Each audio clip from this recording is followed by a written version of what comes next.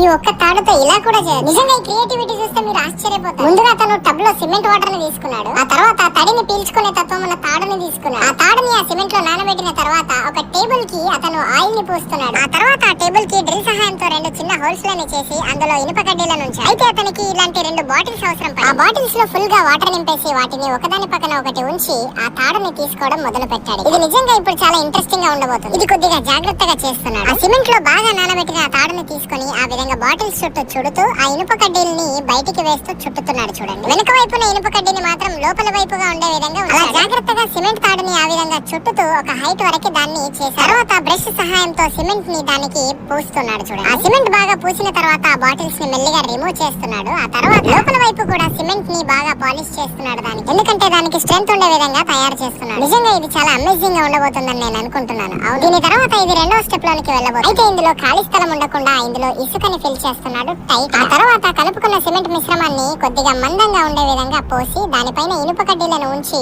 ఆ విధంగా తాపితో ఫినిషింగ్ ఇస్తున్నాడు దానికి. చూడండి, ఇక దీనికి 3 కాళ్ళను కూడా జోడిస్తున్నాడు. ఆ మధ్యలో 3/4 పైప్ ని తీసుకొని ఒక చిన్న హోల్ చేసి ఆ ఇనుప కడ్డీలని రిమూవ్ చేస్తాడు. ఇక ఇది ఎండిన 2-3 రోజుల తర్వాత దాని లోపల ఏమాత్రం ఇసుక లేకుండా దాన్ని క్లీన్ చేసేసుకుంది. ఇక ఈ వస్తువు ఇంటికి అందాన్ని తెచ్చే విధంగా ఒక ట్రీ పాట్ లేదా ఫ్లవర్ పాట్ గా దీన్ని మార్చేస్తాడు. మరి ఇంత అందమైన వస్తువు గురించి మీ అభిప్రాయం ఏంటో ఖచ్చితంగా కామెంట్ చేయండి ఫ్రెండ్స్, తప్పకుండా.